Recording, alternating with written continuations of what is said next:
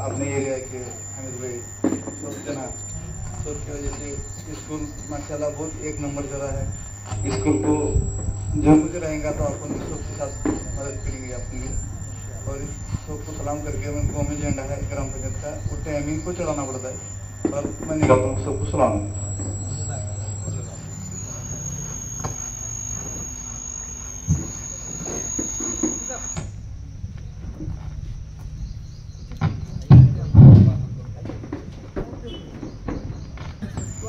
कुरान पाक की तिलावत के बाद अगर किसी का मकाम व मर्तबा है खुदाए पाक वहदहु ला शरीक लहू के बाद, तो वो मेरे और आपके नबी बरहक मोहम्मद अरबी सल्लल्लाहु अलैहि वसल्लम का है। तो आपकी शान अक़दस में चंद अशआर गुनगुनाने के लिए मैं अब्दुल हादी को दावत देता हूँ, वो आए और नात पेश करें।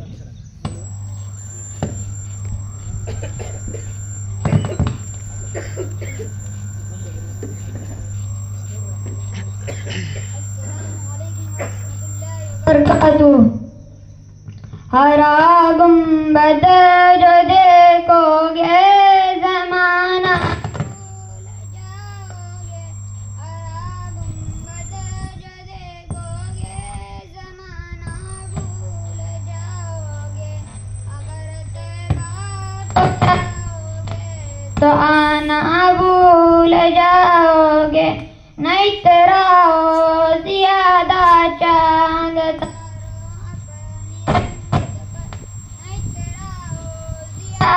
चांद तारों अपनी रंगत पर मेरे आका को देखोगे तो ज़मान चमकना भूल जाओगे।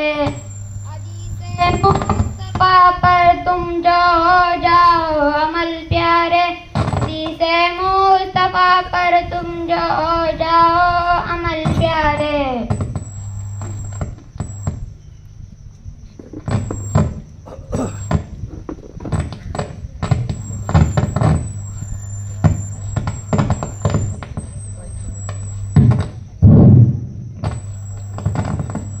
मोहतरम दोस्तों, हिंदुस्तान की तारीख में दो कौमी दिन के तौर पर मनाए जाते हैं, कौमी जश्न के तौर पर मनाए जाते हैं। एक 15 अगस्त और दूसरा 26 जनवरी का दिन है जो यौम जमहूरिया कहलाता है, जिसमें हिंद का आईन और कानून नाफिज हुआ था। इन दोनों दिनों में बिला तफरीक मजहब व मिल्लत, कौम व ज़ात, बिला इम्तियाज मसलक व मशरक हिंदुस्तान के बाशिंदे जश्न और खुशियाँ मनाते हैं और मुख्तलिफ अंदाज में अपनी खुशियों का इजहार करते हैं। सरकारी इदारे या प्राइवेट इदारे, मदरसे, स्कूल, कॉलेजेस, यूनिवर्सिटियाँ, हर जगह पर तलबा किस्म किस्म के सकाफती प्रोग्राम पेश करते हैं और अपने असलाफ की अनमिट कुर्बानियों को और जांफशानियों को याद करते हैं। लिहाजा हमारा ये प्रोग्राम भी इसी मकसद के तहत मुनाकिद किया गया है। ये हमारा मुल्क इतनी आसानी से आज़ाद नहीं हुआ, बल्कि इस मुल्क को हमारे बुजुर्गों ने अपने खून से सींचा है, तो उनकी कुर्बानियों को भुला देना ये बददियानती और उनके साथ नाइंसाफी है। लिहाजा ऐसे मौक़ों पर उनकी कुर्बानियों को याद करना हमारा फरीज़ा है और उन्हीं के जज्बात अपने सीनों के अंदर लेकर जीना ये जिंदा दिल इंसान की अलामत और निशानी है। तो लिहाजा तलबा आपके सामने कुछ तारीखी झलकियां पेश करेंगे, तारीख की तरफ मुख्तसर इशारा वो करेंगे और इसके साथ साथ आप तलबा की सलाहियतों को भी इसके अंदर देखें। लिहाजा मैं एक एक करके तलबा को दावत दूंगा और आप इनकी हिम्मत अफजाई करते रहें। तो सबसे पहले तकरीर करने के लिए मैं कौसैन को दावत देता हूँ, वो आए और अंग्रेजी के अंदर तकरीर पेश करें।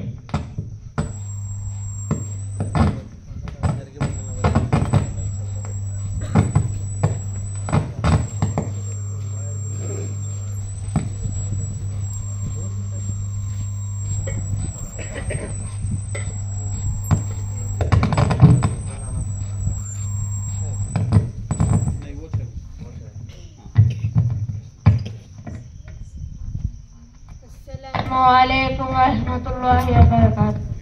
बिस्मिल्लाहिर्रहमानिर्रहीम। शुरू करता हूँ अल्लाह के नाम से जो मेहरबान निहायत वाला है। हमारा एक दिल है, हमारी एक जान है, हमारा एक दिल है, हमारी एक जान है। हिंदुस्तान हमारा है, हम उसकी शान है। Respected guests, beloved teachers, good morning to you all. My name is Sheikh Kosamaruddin. My school name Madar Sahibiya Abdullah Ibn Abbas, Telangana. I wish you all a very happy Independence Day. As you all know that today is the most important day for us.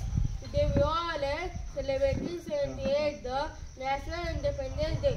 Our beloved country got freedom from British rule on 15 August 1947. Today we all Indians celebrating this day as a national festival. We India got the freedom not so easily. Our beloved country, freedom fighters sacrificed their lives to free India, our great freedom fighters. Mahatma Gandhi, Pandit Maulana Azad, Bhagat Singh gave their lives for nation royal India. Feel very proud of having citizens of India. We Indians salute to our national flag and sing national anthem Jana Gana Mana all over the country. Today is the day of pride and joyful. The Independence Day reminds us of our duty to our nation. This day is very important to each and every India.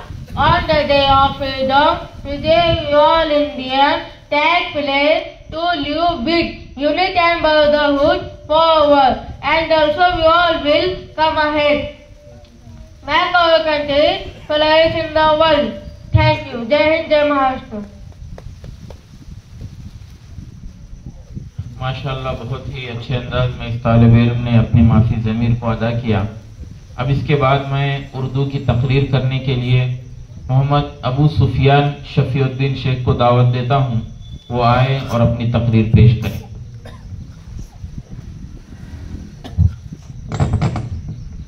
अस्सलामु अलैकुम वरहमतुल्लाहि वबरकातुहू। नहमदुहु व नसल्ली अला रसूलिहिल करीम, अम्मा बाद। मुअज़्ज़ज़ साथियों, आज हम 77वीं यौम आज़ादी मना रहे हैं। आज ही की तारीख 15 अगस्त 1947 को हमारा मुल्क अंग्रेजों के नापाक हुकूमत से आजाद हुआ था। गुलामी की जंजीरों को आजादी के मुतवालों ने तोड़ डाला, जिसके नतीजे में अल्हम्दुलिल्लाह आज हम आजाद हैं। पूरे मुल्क में आजादी का जश्न मनाया जा रहा है। हर तरफ खुशी के गीत गाए जा रहे हैं। लेकिन पूछना यह है, खुशियों का ये दिन क्या अंग्रेजों ने सोने की थाली में सजा कर दिया है? नहीं नहीं, 100 बार नहीं।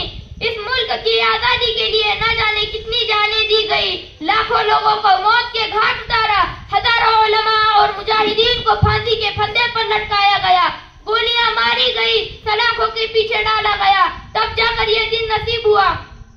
मोहतरम हजरात, हमारा मुल्क आजाद था। हिंदू मुस्लिम में प्यार मोहब्बत इत्तेहाद थी, लेकिन शैतान अंग्रेजों ने आकर हमारे मुल्क की दौलत को लूट लिया, कारखाने बर्बाद कर दिए। इन सब के बावजूद भी हिंदुस्तानियों ने मुत्तहिद होकर सर पर कफन बांधकर उनका मुकाबला किया। सरफरोशी की तमन्ना अब हमारे दिल में है, सरफरोशी की तमन्ना अब हमारे दिल में है। देखना है जोर कितना बाजुए कातिल में है। मोहतरम हजरत, अंग्रेजों को झुकना पड़ा, हमारे मुल्क को आजादी मिली। आजादी के बाद एक कानून बना जिसमें सबको अपने अपने हुकूक की आजादी दी गई, लेकिन बदकिस्मती से हमारा मुल्क भेदभाव की सियासत का शिकार हो गया है।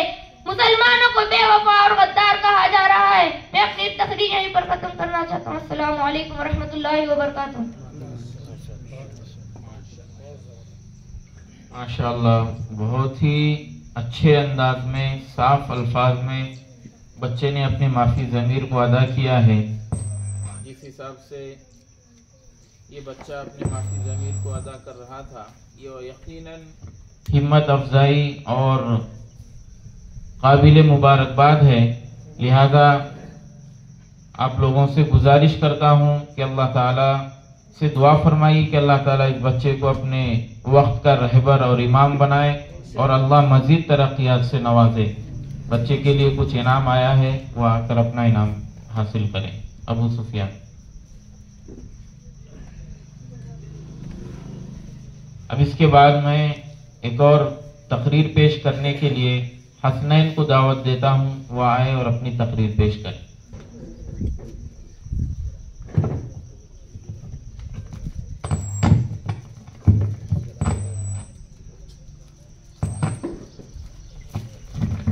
अस्सलामु अलैकुम वरहमतुल्लाहि वबरकातुहू। बिस्मिल्लाहिर्रहमानिर्रहीम। शुरू करता हूँ अल्लाह ताला के नाम से जो बड़ा मेहरबान निहायत रहने वाला है। Good morning everyone, my name is Hasnain Mohammad Sheikh.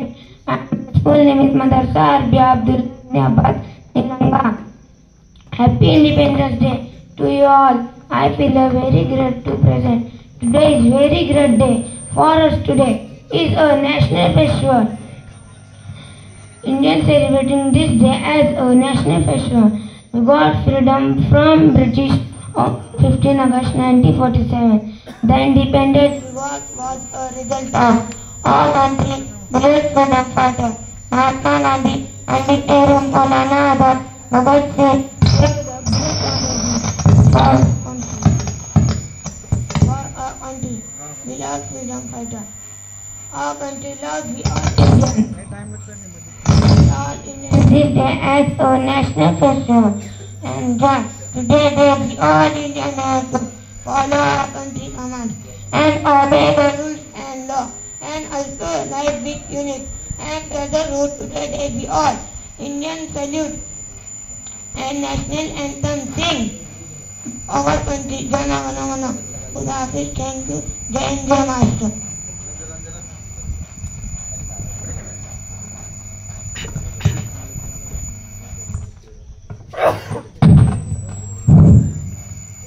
माशाअल्लाह, इस बच्चे ने भी बहुत अच्छे अंदाज में तकरीर पेश की है। मैं मुबारक भाई से गुजारिश करता हूँ तशरीफ रखिए स्टेज पर। मुबारक। अब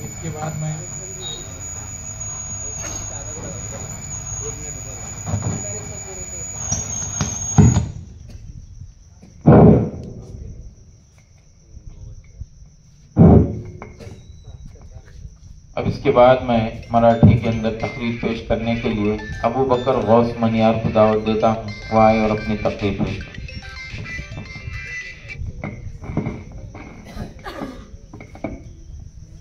अस्सलामु अलैकुम वरहमतुल्लाहि वबरकातुहू.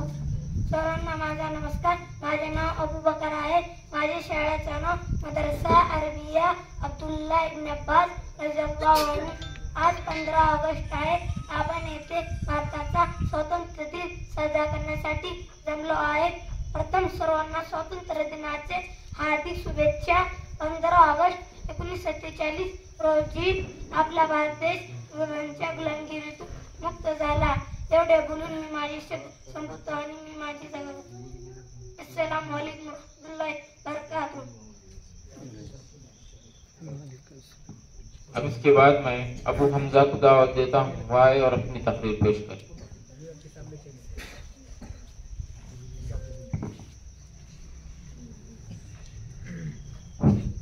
अस्सलामु अलैकुम रहमतुल्लाहि व बरकातुहू।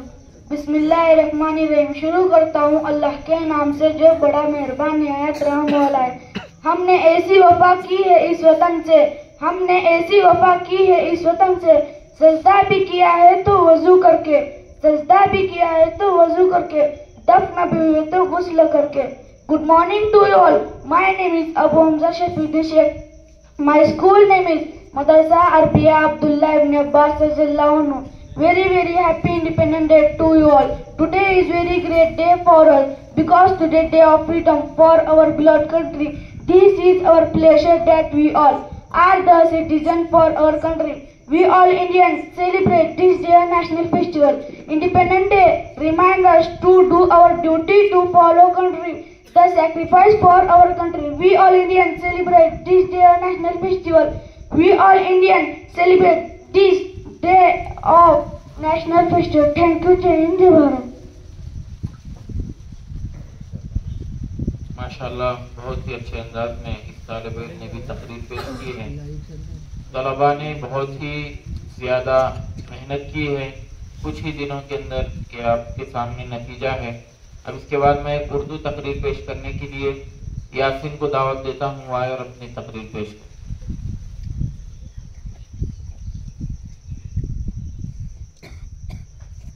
अल्हम्दुलिल्लाह वकफा वस्सलामुन अला इबादिहिल्लज़ीना इस्तफ़ा। अम्मा बाद, अस्सलामु अलैकुम व रहमतुल्लाहि व बरकातुहू। प्यारे दोस्तों, आज यौम आज़ादी के मौके पर हम सब यहाँ जमा हैं। इस मौके पर मैं आपको बताता चलूं कि मुल्क हिंदुस्तान की आज़ादी में मुसलमानों का क्या किरदार है। दोस्तों मुल्क हिंदुस्तान को अंग्रेजों से आज़ाद करने के लिए जितनी कुर्बानियां मुसलमानों ने दी है उतनी किसी दूसरे मजहब वालों ने नहीं दी। लेकिन अफसोस के मुसलमानों की कुर्बानियों को भुला जा रहा है। अजीज साथियों, इस मुल्क में एक वो दौर था जब इस मुल्क का हुक्मरान मुसलमान था। 800 साल तक मुसलमानों की यहाँ हुकूमत रही। फिर अंग्रेजों का दौर आया। उस वक्त हमारा मुल्क गुलामी की जंजीरों में जकड़ा रहा। इन 200 सालों में बहुत सी मर्तबा आज़ादी की कोशिश की गई, मगर अपनों की गद्दारी की वजह से यह मुल्क आज़ाद न हो सका।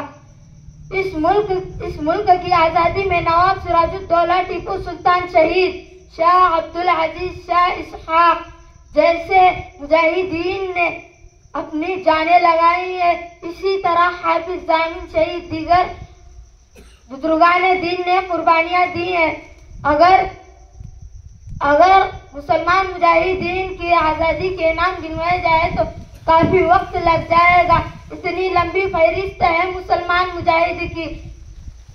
लेकिन अफसोस के चंद मशहूर नामों के अलावा दूसरे नाम नहीं लिए जाते।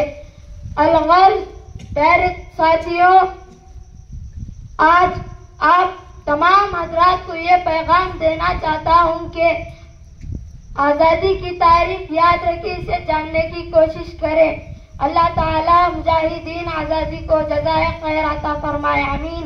अस्सलामु अलैकुम व रहमतुल्लाहि व बरकातुहू। अब इसके बाद मैं मोहम्मद नौमान को दावत देता हूँ वो आए और अपनी तकरीर पेश करें।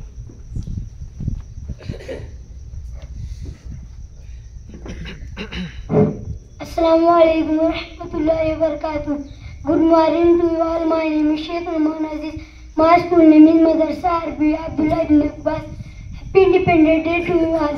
It's my pleasure that I stand here to deliver a speech on Independence Day. Today we all gather here to celebrate Independence Day of our beloved country too. Today is very great day for every Indian. We all Indians celebrate this day as a national festival. Today is very great day for every Indian. Independence Day reminds us the sacrifice of freedom fighter, our great freedom fighter, Mahatma Gandhi, Maulana Azad, Pandit Nehru, Subhash Chandra Bose. Assalamu alaikum warahmatullahi wabarakatuh. अब इसके बाद मैं तराना पेश करने के लिए अबू सुफियान को और उसके साथियों को दावत देता हूँ, वो आए और तराना पेश करें।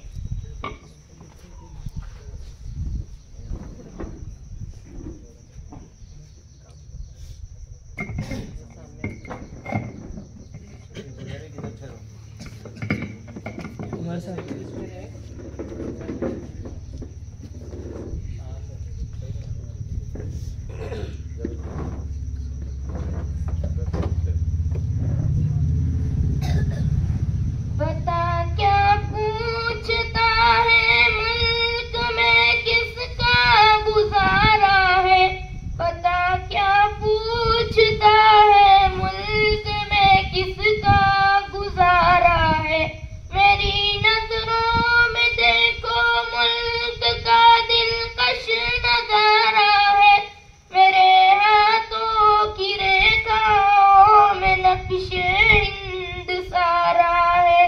लहू के आखिरी कतरे ने हिंदुस्तान पुकारा है, मेरा दिल है मेरी जान है मेरे आंखों का तारा है। ये हिंदुस्तान ये हिंदुस्तान ये हिंदुस्तान हमारा है, ये हिंदुस्तान ये हिंदुस्तान ये हिंदुस्तान हमारा है।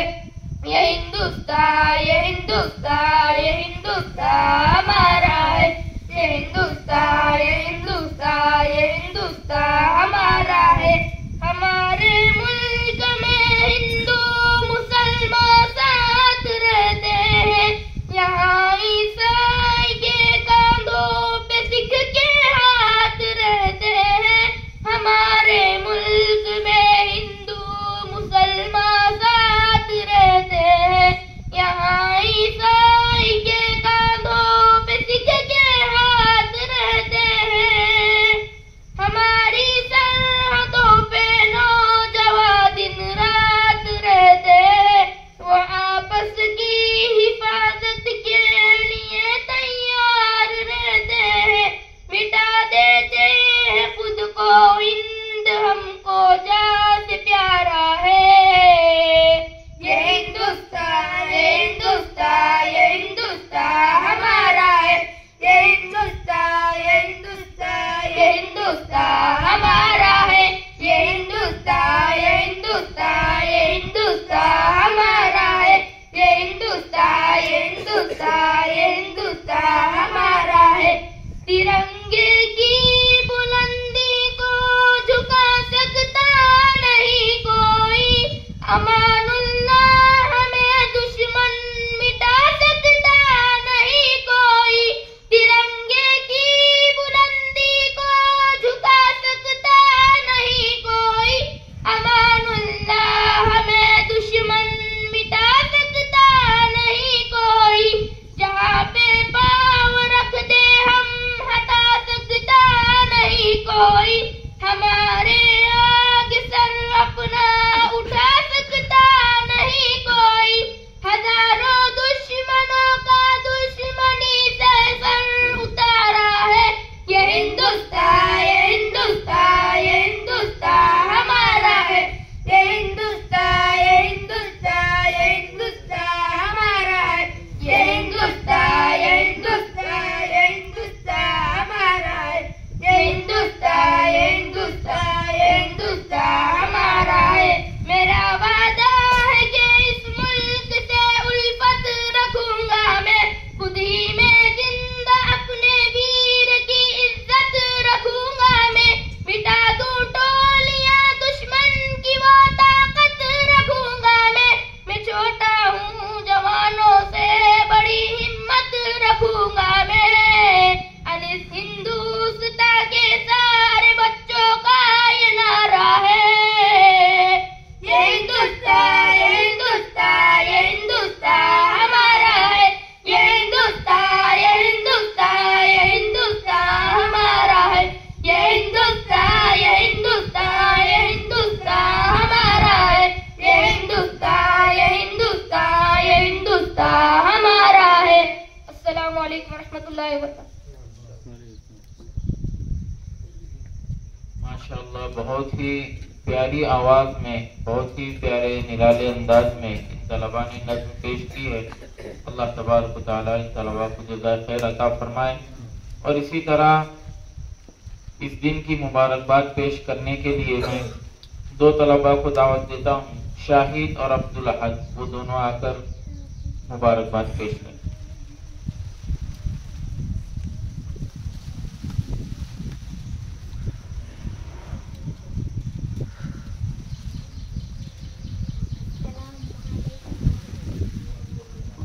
अस्सलामुअलैकुम वरहमतुल्लाहि वबरकातुह। सर्वांना माझा नमस्कार। माझे नाव शहीद आहे.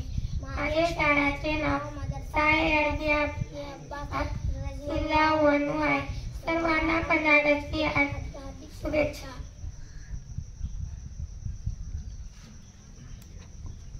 इसी तरह मैं अब्दुल गफ्फार और सुल्तान को दावत देता हूँ।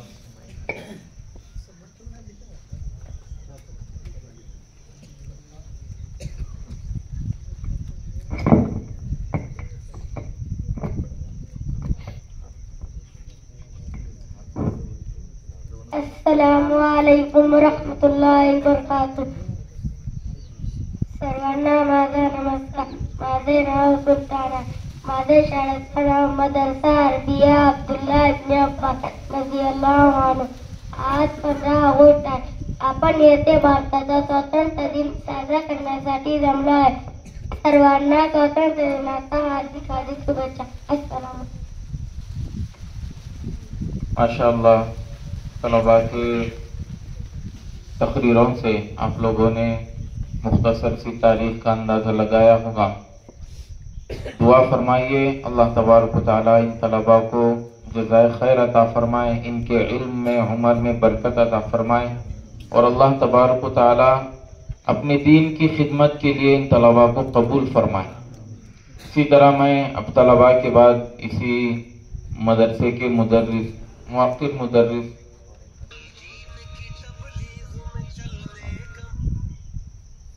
और इसके बाद मैं हसनैन को दावत देता हूँ, वो आए और अपने माफी ज़मीर को अदा करें। Assalamualaikum warahmatullahi wabarakatuh.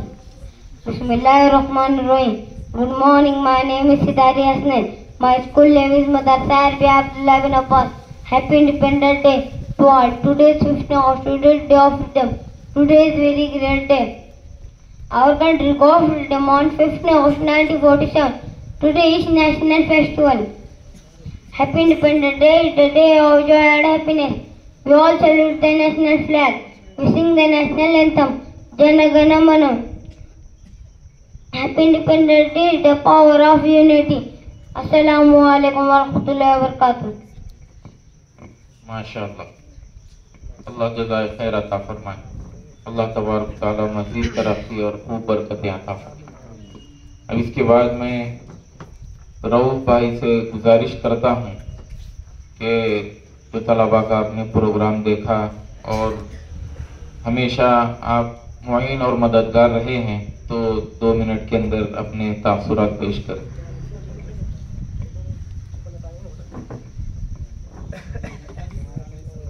अस्सलाम वालेकुम। अपने तेलंगाना शहर में ये जो स्कूल नहीं था अभी हुआ है, इसको सब जगह तवज्जो के साथ जो है ना ध्यान से अच्छे से ध्यान देते हुए इंशाल्लाह मैं भी दूंगा, आप भी दीजिए, इसको बहुत बहुत आगे बढ़ाएंगे इंशाल्लाह सब मिलके। अस्सलाम वालेकुम। बहुत बहुत शुक्रिया। अब इसके बाद मैं शाहिद खान साहब से भी गुजारिश करता हूँ कि 2 अल्फाज तलबा के लिए, मदरसे के लिए पेश करें। अस्सलाम वालेकुम। मदरसा अब्दुल्ला इब्न अब्बास रज़ियल्लाहु तआला अन्हु, इसकी पूरी जो भी है हमारे मदरसा के उलमा कराम, मुफ्ती कराम और मौलाना, उन्होंने माशाअल्लाह मेहनत बहुत बढ़िया किया और बच्चे भी माशाअल्लाह अच्छा अंदाज में पढ़ रहे हैं।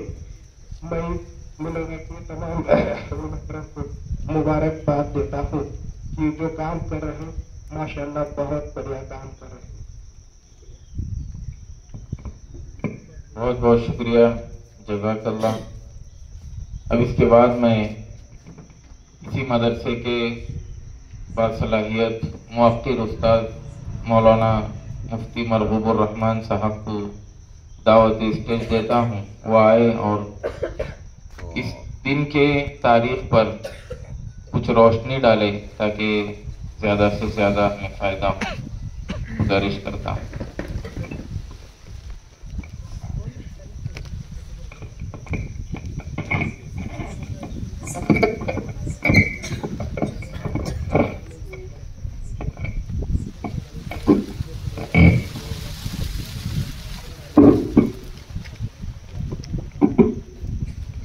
अस्सलामु अलैकुम वरहमतुल्लाहि वबरकातुहू। अल्हम्दुलिल्लाह वहदहु वस्सलातु वस्सलामु अला मन ला नबिय्य बअदह। अम्मा बअदु फअऊज़ु बिल्लाहि मिनश शैतानिर रजीम। बिस्मिल्लाहिर रहमानिर रहीम। व अम्मा बिनिअमति रब्बिका फहद्दिस। सदक़ल्लाहुल अज़ीम। मुअज़्ज़ज़ व मुहतरम सामीईन किराम, अज़ीज़ तलबा और मदरसे में आए हुए तमाम ही मुअक्कर और काबिल क़द्र मेहमानान इज़ाम, असातिज़ा किराम और नाज़िम इदारा,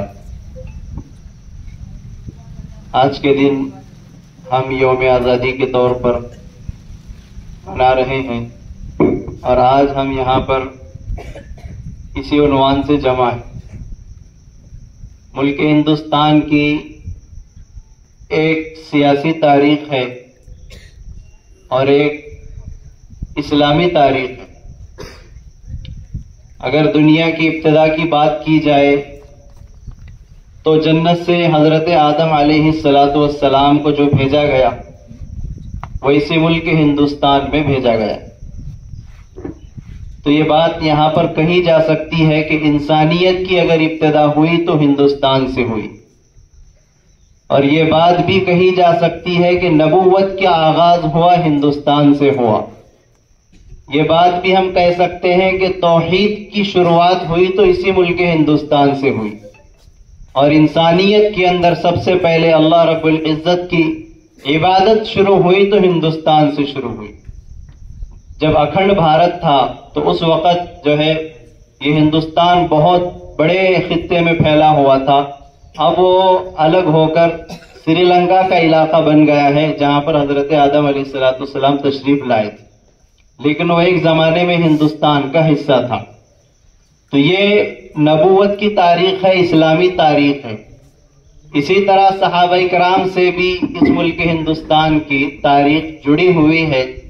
हजरत उमर फारूक रजी अल्लाह अन्हु का दौर है और उर्वा इब्न मसऊद अंसारी रजी अल्लाह अन्हु जो है बहीरा अरब के पास खड़े होकर पूछते हैं।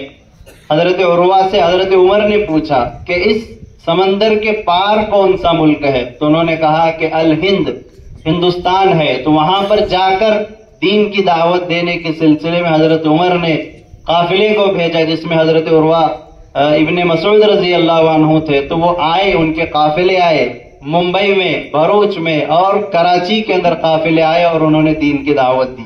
ये तारीख है इस्लामी जो इस मुल्क हिंदुस्तान से वाबस्ता है।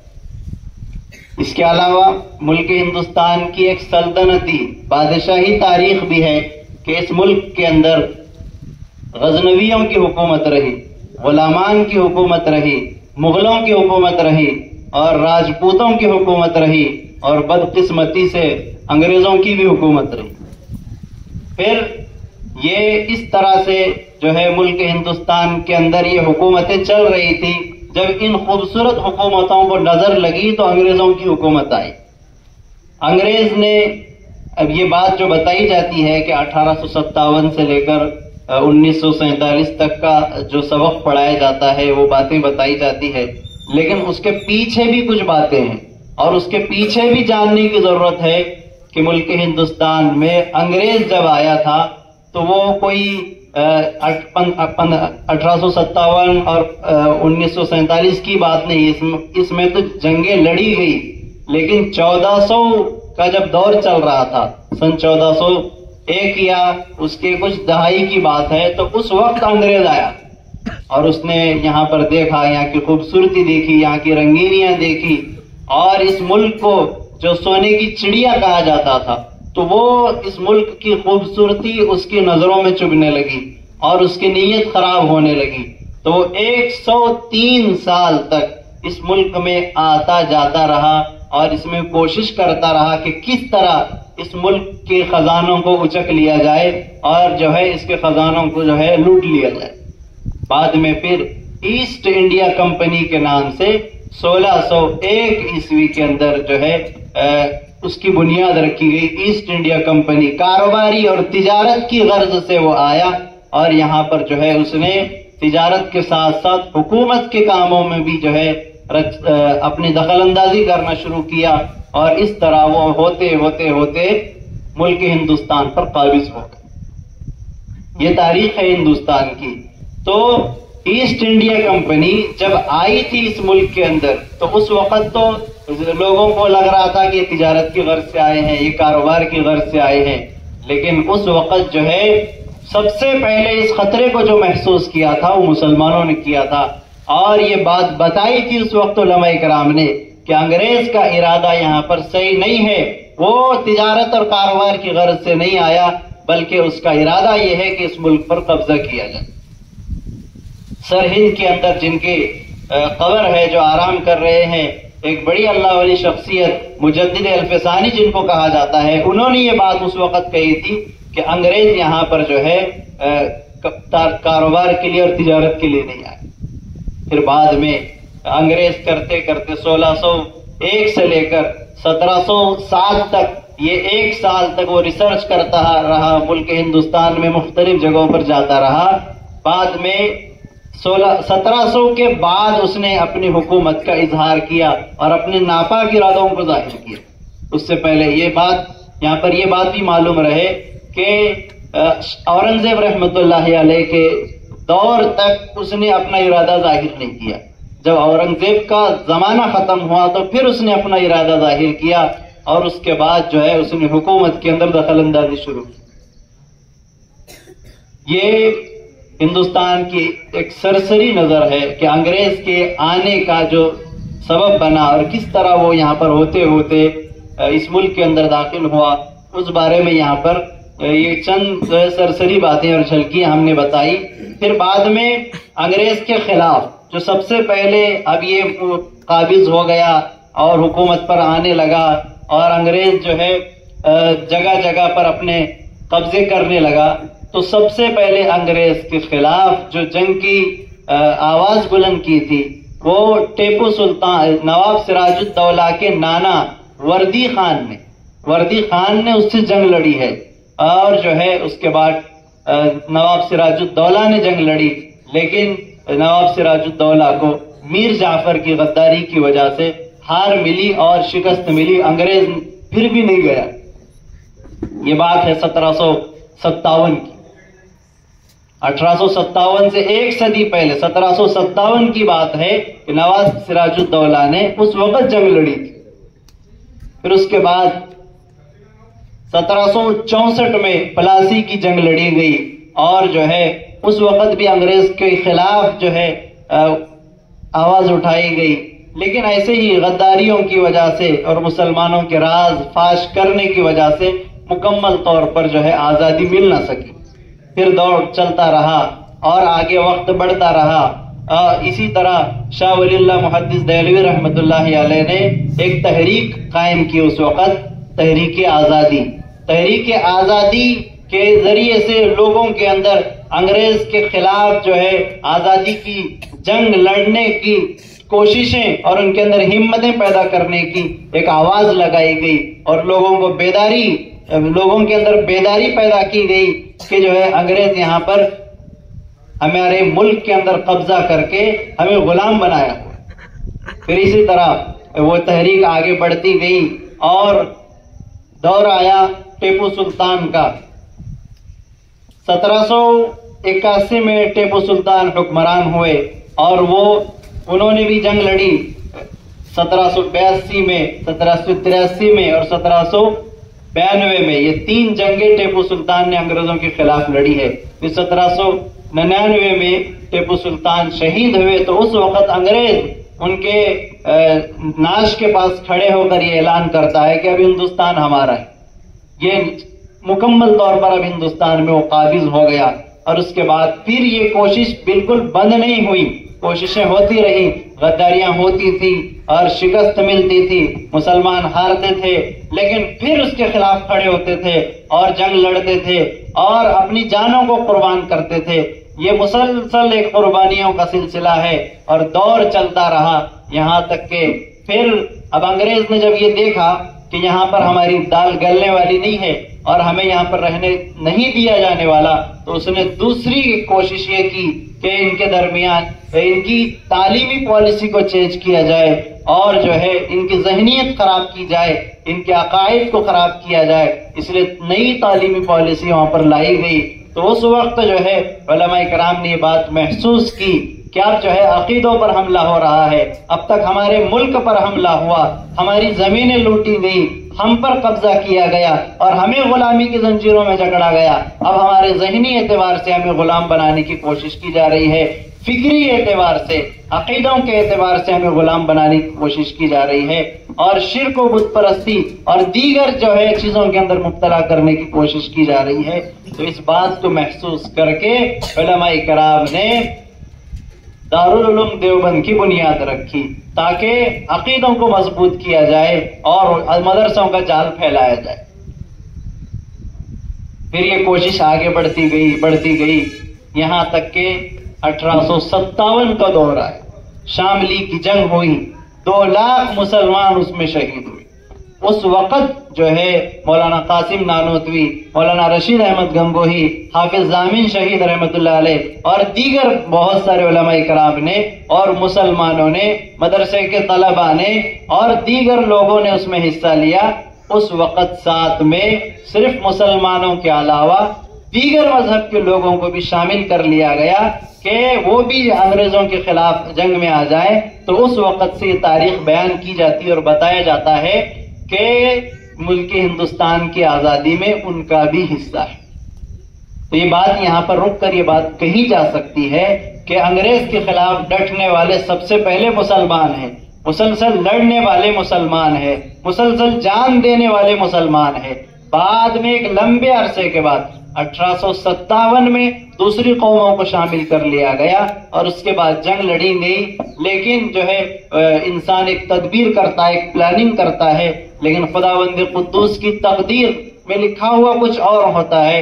तो 1857 में भी जो है मुल्क मुकम्मल तौर पर आजाद नहीं हुआ, फिर ये जंग लड़ी गई और 100 साल के बाद 1947 में ये मुल्क आजाद।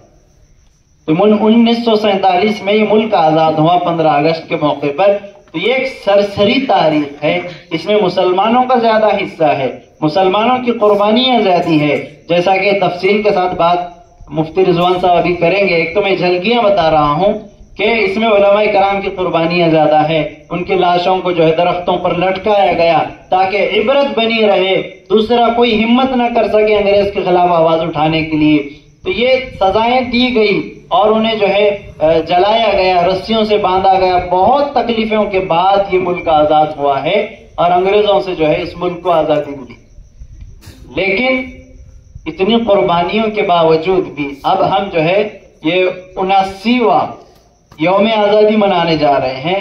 इन 79 साल में, 78 और 79 सालों में हमें सिर्फ जो है ये बात ही बतानी पड़ रही है कि हिंदुस्तान की आजादी में हमारा भी हिस्सा है, हमारा भी हिस्सा। यही बात अभी तक हम बताने हमें लगे हुए, इसलिए कि स्कूलों के अंदर जो तारीख बताई जा रही है वो सिर्फ दीगर कौमों की बताई जाती है, मुसलमानों के चंद नाम लिए जाते हैं और मुस्लिम लोगों को, मुस्लिम बच्चों को, मुस्लिम नौजवानों को और दीगर कौमों को मुसलमानों की तारीख से नावाकिफ रखा जा रहा है, जाहिल रखा जा रहा है। और हमें इस मुल्क के अंदर जो है एक किराएदार की तरह और जो है बहुत ही कमजोर दर्जे का आदमी समझकर जो है इस मुल्क में हमको रहमो करम की भीख मांगने पर मजबूर किया जा रहा है। हालांकि इसमें सबसे बड़ा हिस्सा मुसलमानों का है और मुसलमानों में उलमा इकराम का सबसे बड़ा हिस्सा है इस मुल्क की आजादी। लेकिन तारीख से वाकिफ नहीं है, ये हमारे नौजवानों को, मुसलमानों को तारीख मालूम नहीं है और स्कूलों के अंदर तारीख मालूम कराने की जो है कोशिश नहीं की जा रही, बल्कि तारीख को मिटाया जा रहा है ताकि जो है इससे हम गाफिल रहें। तो मैं इस पूरे गुफ्तगू का खुलासा अगर 2 लफ्जों में कहूँ तो यही बात है कि हम हिंदुस्तान की तारीख को जानने की कोशिश करें और अपने उनकी कुर्बानियां और हमारे बड़ों ने इस मुल्क के लिए जो कुर्बानियां दी है और जो आज़ादी के लिए जिद्दोजहद की है, अपनी जानें गंवाई है, तो उन कुर्बानियों को याद रखें, अपनी तारीख को याद रखें। इससे फायदा ये होगा कि जब इंसान अपने माजी को याद रखता है, अपनी तारीख को याद रखता है, तो इसका फायदा ये होता है कि उसको मुस्तकबिल में, फ्यूचर में जिंदगी गुजारने के बहुत सारे जो है चीजें मिल जाती हैं, रास्ता मिल जाता है और एक जो है जिंदगी गुजारने का सलीका मिलता है। तो अल्लाह ताला से दुआ है कि अल्लाह ताला तमाम मुजाहिदीन आज़ादी को जज़ाए खैर अता फरमाए और उनकी मग़फ़िरत फरमाए, जिन्होंने जो है अपनी जान कुर्बान करके यहाँ पर आज़ादी के साथ हमें रहने का ये मौका दिया, कुर्बानियाँ देकर। अल्लाह ताला उन तमाम को जज़ाए खैर अता फरमाए। और आप हज़रात से गुजारिश है कि हम हिंदुस्तान की तारीख को जानने की कोशिश करें और अपनी तारीख को मालूम करने की कोशिश करें और अपनी नस्लों को मुजाहिदीन के किस्से सुनाएं और जो है तारीख के वाक़यात बताएं, ताकि हमारे बच्चों के अंदर भी बहादुरी आए, ताकि हमारे बच्चों के अंदर भी मुल्क के लिए जो है जान देने का जज्बा हो, मुल्क की मोहब्बत उनके अंदर पैदा हो और जो है हमारे बच्चों को भी अपने बड़ों और अपने असलाफ की तारीख मालूम हो। इन्हीं बातों पर मैं अपनी तकरीर ख़त्म करता हूँ। अस्सलामु अलैकुम व रहमतुल्लाहि व बरकातुहू।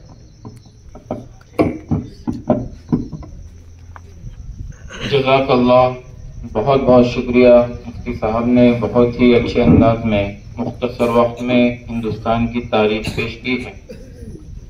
हम तमाम इसको याद रखें, इससे कुछ सबक लें और मैं मुफ्ती साहब का शुक्रिया अदा करता हूँ। अल्लाह ताला आपको जज़ाए खैर अता फरमाए।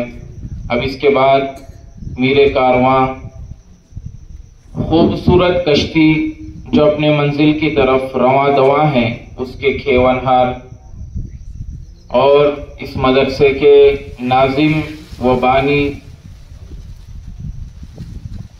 इमाम व खतीब ईदगाह मस्जिद शिवाजी चौक नीलंगा और इसी तरह से जमीयतुल उलमा तालुका नीलंगा के सदर, इससे मेरी मुराद मुफ्ती मोहम्मद रिजवान साहब अशरफी हैं। मैं बहुत ही अदब के साथ दावत देता हूँ, वो आए और अपने तासुरात पेश करें।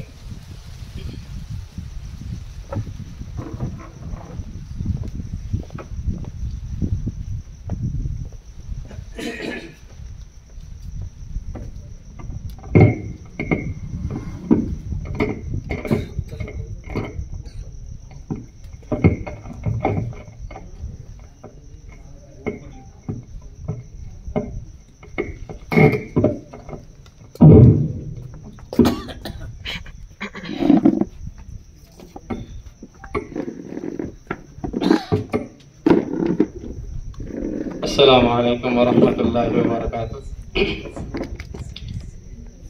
मुअज़्ज़ज़ सामाईन किराम, अज़ीज़ तलबा और मेहमानान ख़ुसूसी,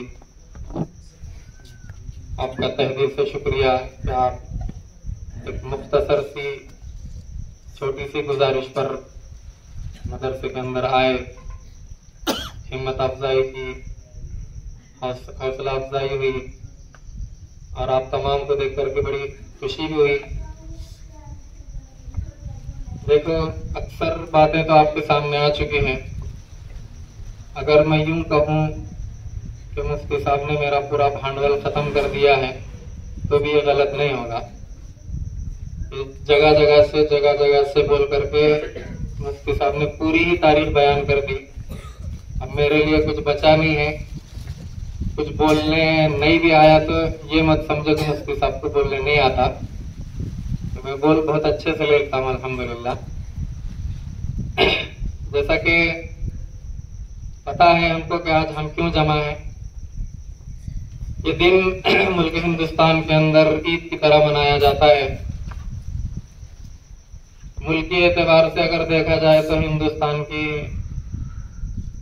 2 ईदें हैं, एक है 26 जनवरी और दूसरा है 15 अगस्त। और यकीनन इसके अंदर बड़ी नाइंसाफी से काम लिया जाता है कि मुसलमानों का बस इक्का दुक्का नाम लिया जाता है, जबकि देखा जाए तो तकरीबन 200 साल तो सिर्फ मुसलमान लड़े। 200 साल के अरसे में उनके शाना बशाना खड़े होने के लिए कोई नहीं था, बस ये अकेले लड़ रहे थे। इसलिए भी लड़ रहे थे क्योंकि हुकूमत इनसे छीनी गई थी। तो छीनी गई है तो हासिल करने के लिए भी कोशिश भी वही ज्यादा करेगा जिससे छीना गया है। तो कोशिशें बहुत दिनों से चल रही थी। वक्त आया 1605 ईस्वी का, जिसमें उस दौर में यहाँ पे हुकूमत कर रहा था जहांगीर। मुगल सल्तनत का जो बादशाह है जहांगीर हुकूमत कर रहा था। इनकी आवक जावक तो बहुत दिनों से चल रही थी, जैसे कि मुफ्ती साहब ने जिक्र कर दिया कि बहुत साल पहले से ये आवक जावक इनकी चल रही थी, आना जाना चल रहा था। लेकिन ईस्ट इंडिया कंपनी बनाने के लिए परवानगी, परमिशन, इजाजत ली गई 1605 में जहांगीर से। जहांगीर ने इजाजत दे दी, तिजारत के लिए आए हैं बोल करके इजाजत दे दी।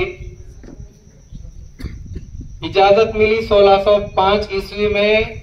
ईस्ट इंडिया कंपनी का वजूद हुआ 1612 या 13 ईस्वी में, बन के तैयार हो गई। उसकी शाखें वगैरह फैल गई 1613 ईस्वी में। फिर ये तकरीबन 55 साल काम करते रहे, किसी को कोई भनक लगने नहीं दिए। हम किस लिए आए हैं, क्या के लिए आए, बस तिजारती गर्ज को लोगों के पेश नजर रखा। लोग ये समझ रहे हैं कि ये तिजारत के लिए आए, बिजनेस के लिए आए। 1670 में बरतानवी हुकूमत ने ये फरमान जारी किया कि अब हिंदुस्तान के ऊपर कब्जा करना शुरू कर दिया जाए। और ईस्ट इंडिया कंपनी में जो लोग काम कर रहे थे, जो कारकुनान थे, जो अफसरान थे, उनको तमाम तर चीजें, जो जंगी आलात होते हैं, जंग लड़ने के लिए जो जो चीजें लगती हैं, वो 1670 के अंदर मुहैया करा दी गई। तकरीबन 55 या 57 साल तक इनकी मेहनतें जारी रही। तब तक ये मजबूत हो गए थे। उस वक्त ये जंगें लड़ी गई। 1670 में जो जंगें शुरू हुई तो उस वक्त मुगल हुकूमत बड़ी पावर में थे और बड़े खतरनाक भी थे। उनका मुकाबला करना अच्छों के बस की बात नहीं थी मुगलों का। इतनी मुनज्जम ये कौम थी, इतनी मुनज्जम ये हुकूमत करते थे। तो 1670 से तकरीबन 1684 में एक जंग लड़ी गई और 1695 में एक जंग लड़ी गई, जिसमें अंग्रेजों को बुरी तरह से शिकस्त हुई। ऐसी वैसी भी नहीं, पूरी बुरी तरह से शिकस्त हुई। तो 1695 में जो शिकस्त हुई, उसके बाद उस वक्त जो हुकूमत कर रहे थे वो औरंगजेब आलमगीर रहमतुल्लाह अलैह हुकूमत कर रहे थे। वो उस वक्त के राजा थे। तो जब उनको देखा कि अंग्रेजों की शरारतें कुछ बंद नहीं हो रही, तो उन्होंने पूरी ईस्ट इंडिया कंपनी पे पाबंदी ला दी 1695 के अंदर। फिर इनकी जितनी शाखें थी वो सारी की सारी बंद कर दी गई, इनके ऊपर पाबंदी ला दी गई, पूरी कंपनियां इनके सील कर दी गई। और इतनी भी भयानक शिकस्त हुई थी अंग्रेजों की कि उनकी रूह कांप जाती थी। इतना बुरी तरीके से मुगल सिपाहियों ने इनको हरा दिया था। इनकी जो सोच ही नहीं बढ़ रही थी कि हम आगे जंग लड़ सकते हैं। तो फिर बाद में जो क्या है, माफीनामे लिखे गए, कुछ अफसरान को भेजा गया माफिया मांगने के लिए। वो कई दिनों तक माफिया मांगते रहे। उसके बाद औरंगजेब तो थे ही रहमदिल, बड़ा नरम मिजाज आदमी था, लेकिन हुकूमती एतबार से बड़े सख्त मिजाज के आदमी थे, लेकिन रहमदिल भी वैसे ही थे। तो उनके बार बार माफिया मांगने की वजह से औरंगजेब रहमतुल्लाह अलैह ने उनको क्या कर दिया, माफ कर दिया। फिर 1707 में तकरीबन जो है औरंगजेब रहमतुल्लाह अलैह का इंतकाल हो गया। उसके बाद फिर इनकी सरगर्मियां और बढ़ गई। बढ़ते बढ़ते उस वक्त में जैसे हजरत औरंगजेब रहमतुल्लाह अलैह का इंतकाल हो गया, तकरीबन बंगाल, बिहार और उड़ीसा, इसके ऊपर जो है अंग्रेजों का तसल्लुत हो चुका था। ये अंग्रेज शासित राज्य कहलाते थे। ये उस वक्त में 1707 में जब हजरत औरंगजेब रहमतुल्लाह अलैह का इंतकाल होने के बाद ये जो है, ये 3 रियासतों पे पहला कब्जा ईस्ट इंडिया कंपनी का हो गया। फिर उसके बाद जो है धीरे धीरे ये बंगाल की तरफ बढ़ते रहे। बंगाल में जैसा कि फिर हजरत मुफ्ती साहब ने उसकी तरफ इशारा कर दिया, नवाब सिराजुद्दौला के नाना और नवाब सिराजुद्दौला खुद उसके अंदर 1756 के अंदर ये बड़ी घमासान की जंग हुई है। तारीख के अंदर थोड़ा सा, तारीख की किताबों में थोड़ा सा बदलाव हो सकता है। पलासी की जंग का जो है, पलासी के मैदान में जो जंग हुई थी, हजरत मुफ्ती साहब ने उसका सन ईस्वी कुछ और बताया था, मैं कुछ और बता रहा हूँ, तो किताबों का तारीख का थोड़ा सा फर्क और इख्तिलाफ हो सकता है। लेकिन 1700 अक्सर किताबों के अंदर लिखा है कि 1757 में पलासी की जंग हुई, जिसके अंदर नवाब सिराजुद्दौला को शिकस्त हुई और ये हिंदुस्तान के जंगों में अंग्रेजों के खिलाफ पहली शिकस्त थी, जिसके अंदर मीर जाफर की गद्दारी की वजह से नवाब सिराजुद्दौला को जो है शिकस्त हुई है। पलासी के मैदान के अंदर उनकी शहादत हुई है, ये अपनों की गद्दारी की वजह से। क्या कैसे लोग होंगे, कैसे कैसे जमीर फरोश होंगे वैसे वक्त भी। और आज भी दौर आप देख रहे हैं कि आज भी जमीर फरोश मिलेंगे, और कैसी तकलीफ हुई होगी, क्या दिल बोला होगा कि कितनी मेहनतें दिन रात जद्दोजहद कर रहे थे, इसके बावजूद भी जो है शिकस्त हुई, और इतनी तैयारियों के बाद शिकस्त हुई। तो ऐसी शिकस्त अपनों की गद्दारी की वजह से ही हो सकती है, गैरों की गद्दारी की वजह से नहीं हो सकती। जाहिरी जो दुश्मन होता है उससे मुकाबला करना आसान है, लेकिन जो बातिनी होता है, गले लगा करके जो छुरा घोंपने वाला होता है, इसका मुकाबला बहुत मुश्किल होता है। वो एक गालिब ने एक शेर कहा था कि जब जख्म लगा था तो इतना दर्द ना हुआ गालिब, जब जख्म लगा था तो इतना दर्द ना हुआ गालिब, तकलीफ तो तब हुई जब कमान देखी अपनों के हाथों में। जब अपनों के हाथों में कमान देखी, जब तकलीफ, क्या तकलीफ हुई होगी। तो ये अपने लोग थे। इधर फिर तारीख बड़ी लंबी चौड़ी है, सुनाने को बैठ जाएंगे तो अगली 15 अगस्त भी आ सकती है, आधा घंटा रोजाना भी अगर सुना दे तो। इतनी तारीख है मुसलमानों की। फिर ये जंग चलती रही।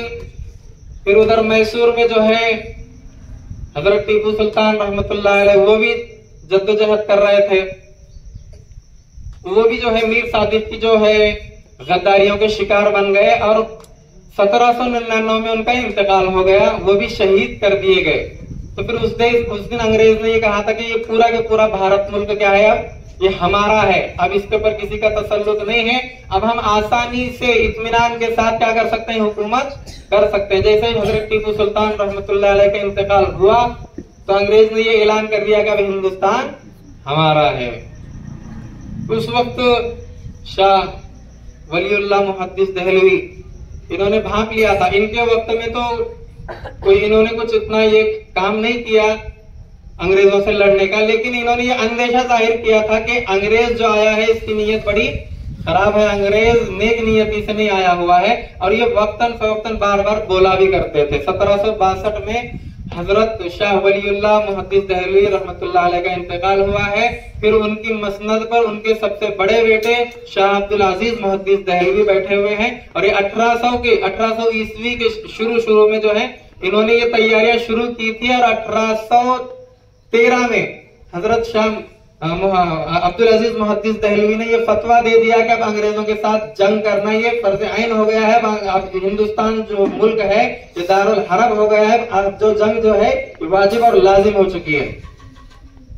फिर अब ये फैलाना भी था, तो फैलाने के लिए इनके कुछ शागिर्दों में से जैसा कि शाह इस्माइल शहीद रहमतुल्लाह अलैह और मौलाना अब्दुल हई रहमतुल्लाह अलैह, ये और शाह सैयद अहमद रहमतुल्लाह अलैह, ये तीनों मिलकर के जो है सारे मुल्क के दौरे करते थे और लोगों को समझाते थे, वाज़ों के जरिए से, तकरीरों के जरिए से, बयानों के जरिए से समझाते थे।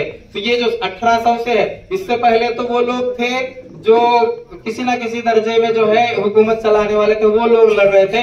लेकिन 1800 से पूरा जो है उलमा इकराम ने जो क्या किया है, इसके अंदर जंग आजादी के अंदर हिस्सा लिया हुआ है। और सबसे पहले मैदान में आने वाले शाह अब्दुल अजीज मुहद्दिस दहलवी रहमतुल्लाह अलैह हैं। और उन्होंने फतवा दिया था कि अब अंग्रेजों के खिलाफ जंग लड़ना ये क्या हो गया है, वाजिब और फर्ज हो गया है। फिर ये कारवां चला है, फिर ये बड़ी जंगें हुई हैं, फिर शामली के मैदान में भी शिकस्त हुई है। फिर सैयद अहमद शहीद रहमतुल्लाह अलैह के निगरानी में एक बेड़ा जो है उस मैदान का नाम मैं भूल रहा हूँ, उस मैदान के अंदर एक बड़ी जंग हुई है, उसके अंदर शाह सैयद अहमद शहीद रहमतुल्लाह अलैह को भी जो है उसके अंदर शहादत हुई है। फिर ये काफिला, ये कारवां आगे बढ़ता है, आगे बढ़ करके जो है फिर तकरीबन 1866 में जो है दारुल उलूम देवबंद की जो है ये बुनियाद रखी गई है हजरत मौलाना कासिम नानोतवी रहमतुल्लाह अलैह के हाथों से। उस वक्त जैसा कि मुफ्ती साहब ने इशारा कर दिया कि भाई अकाइद का भी मसला था और खुफिया तौर पे काम भी करना था, मदरसों के जरिए से और मसाजिद के जरिए से काम चल रहे थे।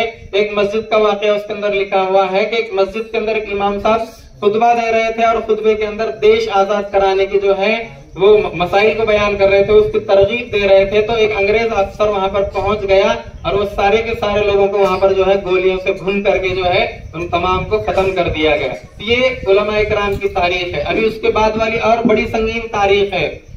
टॉमसन जो है ये अंग्रेज मुसन्निफ है, वो ये लिखता है कि मैं अपने खेमे के अंदर बैठा हुआ था तो मुझे मेरे खेमे के पीछे से कुछ गोश्त के जलने की बू आई, तो मैं पीछे निकल करके देखता हूँ तो मैं क्या देखता हूँ कि कुछ लोग हैं, उनके ऊपर सुअरों की चर्बी को डाल करके उनको आग के हवाले कर दिया जाता था और वो पूरे के पूरे उलमा हुआ करते थे। और तारीख की किताब के अंदर वही टॉमसन लिखता है कि सुअरों की जो चमड़ियां होती थी उनको उसके अंदर का पूरा गोश्त निकाल करके चमड़ियों के अंदर उलमा को डाल करके आग के अंदर, जैसे आज अरब वाले बकरा भूनते हैं उस तरीके से उलमा को भुना जाता था। तो ये तारीख है हिंदुस्तान की, ये मुजाहदात है मुसलमानों के इस मुल्क के लिए। ये सारे के सारे 200 साल जंग तो सिर्फ मुसलमानों ने लड़ी हुई है, जिसके अंदर तकरीबन 2 लाख लोग 1857 की जो जंग हुई है उसके अंदर तारीख की किताब के अंदर लिखा हुआ है कि तकरीबन 2 लाख मुसलमान उसके अंदर शहीद हुए, जिसमें से 51,000 सिर्फ उलमाए किराम थे। कोई मामूली कुर्बानियां नहीं लगी हैं इस मुल्क के लिए। आज हमको किसी को भी तारीख मालूम नहीं, हमने जानने की कोशिश भी नहीं की, इसलिए आज धकेल दिए गए। जो कौम अपनी तारीख याद नहीं रखती उसको भी कोई याद नहीं रखता।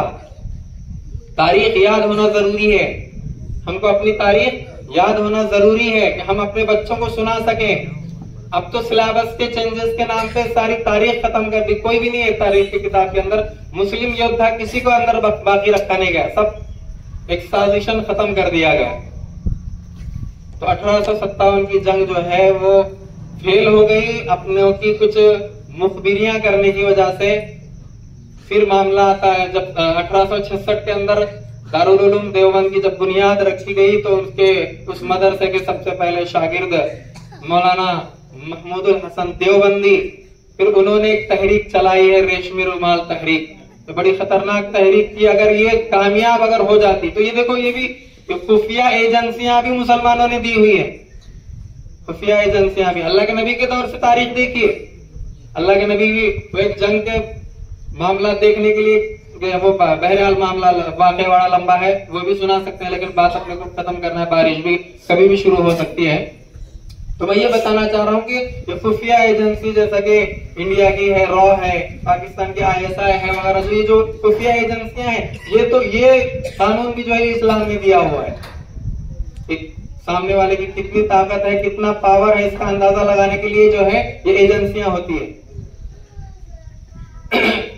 तो रेशमी रुमाल तहरीक इतनी खतरनाक तहरीक थी, अगर वो कामयाब हो जाती तो अंग्रेज उसके मुल्क को भी वापिस नहीं जा सकता था, इतनी खतरनाक तहरीक थी। यानी एक रुमाल हुआ करता था, रुमाल के ऊपर किताबों के अंदर लिखा हुआ है कि उसके ऊपर मैसेजेस लिखा जाता था मोम के जरिए से। मैसेज क्या? मोम के जरिए से लिखा जाता था। अब सफेद रुमाल है, उस पर क्या दिखेगा? कुछ भी नहीं दिखेगा। तो ये रुमाल ट्रेनों के जरिए से या और दीगर जो भी उस वक्त की सफर की जो शक्लें थी उसके जरिए से रुमाल जाते थे, ताकि अगर कोई चेक भी कर ले तो सफेद रुमाल पे अगर मोम से कुछ लिखा हुआ है तो कुछ दिखेगा नहीं। जब जाकर के कुछ एक पाउडर वगैरह उसके ऊपर मारते थे तो फिर लिखा हुआ होता था कि ये मैसेज है, ये करना है। तो यहाँ से कराची तक, काबुल तक जो है वो रेशमी रुमाल जाता था। वो तहरीक भी जो पकड़ी गई अपने के गद्दारी की वजह से पकड़ी गई। उसने क्या कर दी? अंग्रेजों को मुखबिरी कर दी और वो रेशमी रुमाल तहरीक जो है वहां पर खत्म हो गई। फिर वो भी क्या हो गई एकदम उसको भी नाकामयाब बना दिया गया। फिर उसके बाद हजरत मौलाना महमूदुल हसन देवबंदी रहमतुल्लाहि अलैहि को माल्टा के कैद खानों के अंदर कैद कर दिया गया। फिर उनके जो साथ देने वाले थे उनको भी तरह तरह की सजाएं दी गई। उसके अंदर लिखा गया है कि एक ऐसा सांचा बनाया गया था, जो रेशमी रुमाल तहरीक चलाने वाले जो बड़े बड़े थे कारकुनान, उनको ऐसी सजाएं दी गई थी कि एक सांचा एक बनाया गया था, उसके अंदर ना बैठ सकते थे ना लेट सकते थे, ऐसा खड़े रहेगा, ऐसे इतना सांचा। अभी मिस्त्री हजरात देखेंगे पिल्लर भरते वक्त कैसा, बस इतना उसके अंदर जगह होती थी, बस वो सिर्फ खड़ा हो सके, हिल भी ना सके, कैसी तकलीफ होगी। थोड़ा सा हम अगर 10-15 मिनट एक जगह खड़े हो जाए पैर सुन हो जाएंगे, तकलीफ की वजह से। पेशाब पैखाना उसी के अंदर निकल जाया करता था, बदन के अंदर से बदबूएं आया करती थी। वो खुद लिखते हैं, जब ये इनको रिहाई मिली, बाज लोगों को रिहाई मिली, तो वो खुद लिखते हैं कि बदनों से ऐसी बदबूएं आया करती थी कि कोई बाजू से गुजरना भी पसंद ना करे। ऐसी तकलीफें इस मुल्क के खातिर उठाई गई। फिर 1919 में तकरीबन जमीयत उलमा का क़याम आया 1919 के अंदर। फिर तकरीबन उसी के बाद RSS वगैरह, वो उसमें अपने को पढ़ना भी नहीं है, अपना ये माहौल भी नहीं है। और मैं तारीख खोल नहीं रहा हूँ इसलिए क्योंकि अब ये अपन मदरसे में तकरीर कर रहे हैं। अगर इसकी पूरी तारीख होना तो अब किसी जुमा में मेरे को मिलिए, इंशाल्लाह पूरी सुना दूंगा कि किसका क्या किरदार था। ये फ्रीडम फाइटर में भी जो बाद में 1947 के बाद भी जो मुसलमानों के साथ खास तौर से साजिशें हुई और धकेलने की जो कोशिशें हुई, फिर मुल्क बट गया, पाकिस्तान अलग हुआ, क्यों हुआ इसकी तारीख और अलग है। ये 1947 के बाद की बात है, ये यहाँ बोल नहीं सकते हम उसको। 1919 में जमीयत उलमा का क़याम आया। उसके सबसे पहले सदर तकरीबन मैं समझता हूँ कि मुफ्ती किफायतुल्लाह, वो उसके पहले सदर बने थे जमीयत उलमा हिंद की। तो ये जमीयत उलमा भी जो है कोई मामूली तंजीम नहीं है, उसके आवाज लगाने पर भी आप खड़े हो जाया कीजिए। इसकी भी बड़ी कुर्बानियां हैं कि मुल्क को आजाद कराने में।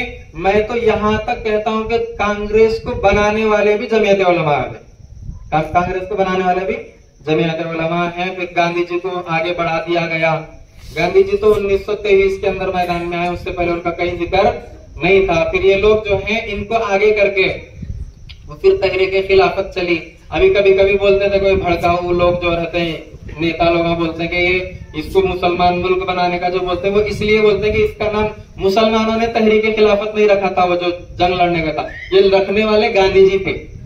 तहरीक कमेटी बनाई थी उन्होंने, उसके अंदर यानी खिलाफत जो है खिलाफत कमेटी उन्होंने बनाई हुई है, गांधी जी की बनाई हुई, मुसलमानों की बनाई हुई नहीं है। कभी कभी यूपी के जो CM है उनका जिन कभी कभी बाहर आता है, वो बोलते हैं कि इस मुल्क को मुस्लिम राष्ट्र बनाना चाहते हैं। नहीं, ऐसा तो कोई बात हुई नहीं थी उस वक्त भी, और अभी भी कोई ऐसा अज़्म इरादा नहीं है। वो तो जब वक्त आएगा वो आपस में तय है, वो अल्लाह के नबी की पेशन गोइयां हैं, जब पूरी होना है वो होकर के रहेंगी। लेकिन अभी तो फिलहाल मुसलमान खुद इतना खस्ता हालत है कि वो कहां से खिलाफत बनाएंगे और कहां से हुकूमत करेंगे।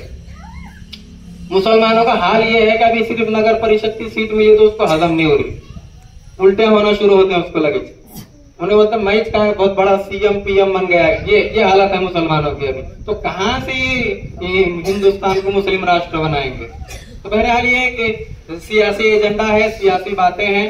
ये मुख्तसर सी तारीख की 1923 के अंदर भी 1919 के अंदर जमीयत उलमा का क़याम पड़ा। फिर बाद में उलमा के अंदर उलमा को कई जिम्मेदारियां दी गई, कई इलाकों की जिम्मेदारियां दी गई। फिर सारे हिंदू मुसलमान मिलकर के ये जंग लड़े हैं। लड़ करके 1947 के अंदर ये देश आजाद हुआ है। फिर उसके बाद आजाद होने के बाद भी अभी फिर एक दूसरे के मुंह को देख रहे थे कि भाई चलाना कैसा, किस नहज पे चलाना। तो फिर कुछ लोगों को जो है जिम्मेदारियां दी गई। उसके अंदर डॉक्टर बाबा साहेब अम्बेडकर आगे थे। उसके अंदर मोहम्मद अली जौहर, ये उलमा मौलाना शौकत अली जौहर, ये सारे लोग उस कमेटी के अंदर थे। फिर इधर उधर के दस्तूरों का मुताला करके एक दस्तूर यहाँ का हिंदुस्तान का बनाया गया। फिर 1949 के अंदर वो दस्तूर लागू किया गया, जिसको हम क्या कहते हैं, रिपब्लिक डे कहते हैं, जिसको 26 जनवरी कहते हैं। यानी वो दस्तूर जो है लोगों के हवाले कर दिया गया, यानी लोग जो जिंदगी गुजारेंगे इसके मुताबिक गुजारेंगे। किस्सा मुख्तसर ये है कि मुसलमानों की बड़ी लंबी और बड़ी गहरी तारीख रही है इस मुल्क को आजाद कराने में, जो कि बिल्कुल फरामोश कर दी गई है और साजिशन कर दी गई है। जिसको जो है हमारे अपने बच्चों को इसको याद कराने की जरूरत है, इसको याद दिलाने की जरूरत है। तो देखिए अल्हम्दुलिल्लाह आज मदरसों के अंदर भी जो है इस तारीख को वक्तन फवक्तन मौके की नजाकत को देख करके जो है बच्चों के अंदर इस तारीख को मस्त करने की, उनके अंदर डालने की कोशिशें की जाती हैं। तो हमारे हर बच्चे को जो है मुल्क की तारीख याद होना जरूरी है, अपनी दीनी तारीख याद होना जरूरी है, अपने मुल्क की तारीख याद होना जरूरी है। वरना आप हालात तो आप देख रहे हैं कि माहौल कैसा आलूदा बनाने की कोशिशें की गई है, जहरीला बनाने की कोशिशें की गई है। तो अभी मैं तो ये बोलता हूँ कि मुसलमानों को अभी और एक जंग आजादी लड़ने की जरूरत है। ऐसा महसूस होता है कि अभी मुसलमान पूरे तौर पर आजाद नहीं हुआ है, मुसलमान को अभी बहुत जंगें लड़नी बाकी हैं। तो अपने आप को इस तरीके से तैयार रखें कि हम हर एतबार से हर किस्म की और हर एक के खिलाफ जो भी हमारे दीन के ताल्लुक से बोलो, जो मुल्क के ताल्लुक से बोलो, जो भी हमारे साथ साजिशें करने की कोशिश करेगा तो हम उसके साथ मुकाबला करने के लिए तैयार हैं। ये अज़्म और इरादा अपने अंदर हमेशा और हर वक्त और हर लहजा होना चाहिए। बाकी इतनी बातें बोल करके अपनी बात को मुकम्मल करता हूँ। अस्सलाम वालेकुम। आप तमाम हजरात आए, आप तमाम हजरात का तहे दिल से शुक्रिया अदा किया जाता है। आपने बच्चों का भी रिजल्ट देख लिया कि बहुत कम वक्त में, आपको पता है कि मदरसा चालू होकर के तकरीबन 3 महीने हो गए, 4था महीना शुरू है, तो उसके अंदर ये आपने बच्चों का रिजल्ट देख लिया। और जो अपने नजदीक के लोग हैं या अपने खुद के बच्चों को जो है ला करके डालने की कोशिश करें, उनकी दीन भी बन जाएगी, दुनिया भी बन जाएगी। अस्सलामु अलैकुम व आखिरु दावाना अनिल हम्दुलिल्लाहि रब्बिल आलमीन। जज़ाकल्लाहु खैर। बहुत बहुत शुक्रिया मुफ्ती साहब ने बहुत ही अच्छे अंदाज में, मुख्तसर नहीं कहा जा सकता बल्कि मुफस्सल तारीख आपके सामने रख दी है। अल्लाह ताला मुफ्ती साहब को जज़ाए खैर अता फरमाए और हमें भी ज़रूरत है इस बात की कि हम इस तारीख को ना भुलाएं। हमारे बुजुर्गों ने अपने खून से इस वतन को सींचा है, लेकिन अफसोस की बात यह है कि आज भी हम कागजों में परेशान हैं। कोई आधार कार्ड जमा करने में, कोई पैन कार्ड, कोई बर्थ सर्टिफिकेट में परेशान है। तो मैं एक शेर अर्ज करना चाहता हूँ। हम खून की किस्तें तो कई दे चुके हैं, हम खून की किस्तें तो कई दे चुके हैं, लेकिन ऐ खाके वतन कर्ज अदा क्यों नहीं होता। मिट्टी की मोहब्बत में हम आशुफ्ता सरों ने वो कर्ज चुकाए हैं जो वाजिब भी नहीं थे। जिस वक्त हमारे उलमा ने जंग लड़ी है, उस वक्त हिंदुस्तान के अंदर सिर्फ मुसलमान थोड़ी थे, हर कौम के लोग मौजूद थे। हमारे उलमा आगे बढ़कर उनका मुकाबला किया, जबकि हर कौम की जिम्मेदारी बनती थी। तो उसी की तरफ इशारा है, हमने वो कर्ज भी अदा किया है जो वाजिब भी ना था। सर कटा दिया मगर ऐसा नहीं किया कि हमने ज़मीर व ज़र्फ का सौदा नहीं किया। तो मोहतरम सामाईन, बहुत सारी कुर्बानियां हमारे उस्ताद मोहतरम फरमाते थे कि इस मुल्क की आज़ादी के अंदर किसी कौम ने अपना इतना पसीना भी नहीं बहाया जितना हमारे उलमा और मुस्लिम कौम ने अपना खून बहाया। और वो फरमाते थे कि आज जो कुछ नामवर लोगों के नाम से शहरों के अंदर चौक बने हुए हैं, जैसा आप देखते हैं शिवाजी चौक, अंबेडकर चौक, फलान चौक, हमारे उस्ताद फरमाते थे अगर हमारे मुजाहिदीन आजादी के नाम से अगर चौक बनाने शुरू किए जाएं तो चौक खत्म हो जाएंगे, लेकिन हमारे मुजाहिदीन खत्म नहीं होंगे। इतने लोगों ने कुर्बानियां पेश की है, लेकिन अफसोस कि उनके साथ नाइंसाफी की जा रही है। लेकिन ये हिंदुस्तान की सरजमीन इस बात की शाहिद और गवाह है कि हमारा खून रायगा नहीं जाएगा और हमारे मुजाहिदीन को जो मिलना था अल्लाह की जानिब से वो मिल चुका है। और इंशाअल्लाह उनकी आने वाली नस्लें उनकी कुर्बानियों को जरूर याद रखेंगी, बिल्कुल फरामोश ना करेंगी। इसको अगरचे मिटाने की कोशिश की जा रही है। मैं एक शेर इस सिलसिले में भी आपके सुपुर्द कर देता हूँ।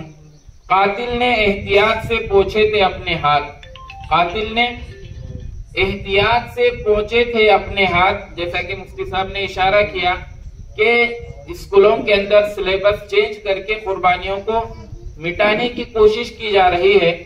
कातिल ने एहतियात से पोंछे थे अपने हाथ, बेवकूफ को क्या खबर थी कि लहू भी बोलता है। कि इंशाअल्लाह हमारे अकाबिरीन का लहू जब तक ये हिंदुस्तान कायम रहेगा उससे खुशबुएं महकती रहेंगी और उनके जो जज्बात थे, उनकी जो कुर्बानियां थे हमारे दिल के अंदर मुजज़्ज़म रहेंगे।